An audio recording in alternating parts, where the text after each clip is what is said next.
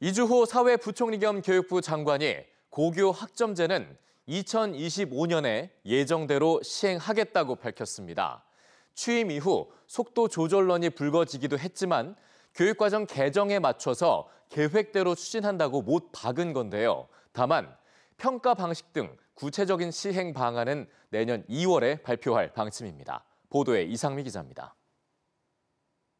학생들이 각자 진로와 적성에 따라 원하는 과목을 선택하는 고교 학점제가 예정대로 오는 2025년부터 시행됩니다.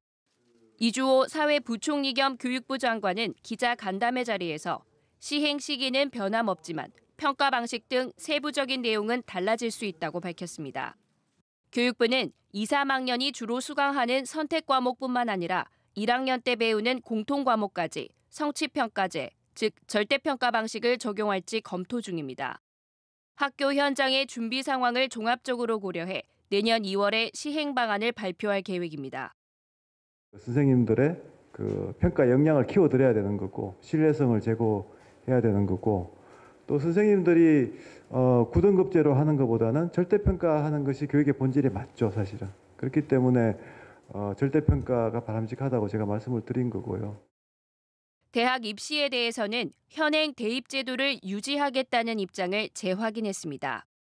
학교 현장이 변화를 수용하기엔 취약하다는 겁니다. 이 부총리는 입시 제도의 변화 대신 교실 수업의 혁신을 거듭 강조하며 내년 핵심 과제로 삼겠다고 덧붙였습니다.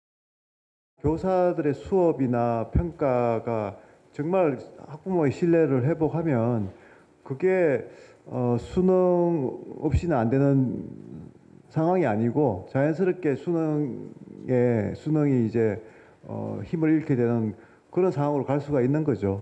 지금 제가 강조하는 수업의 변화, 또 교사들의 역량의 강화가 결국은 장기적으로 보면 입시의 긍정적인 변화로 이어질 수 있다.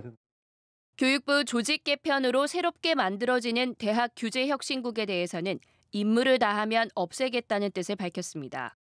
윤석열 정부 임기 동안 고등교육법과 사립학교법을 전면 개정하는 것이 목표입니다. 정말 교육부의 규제가 필요 없을 정도로 이렇게 됐을 때 이제 규제 혁신이 완성되는 거죠.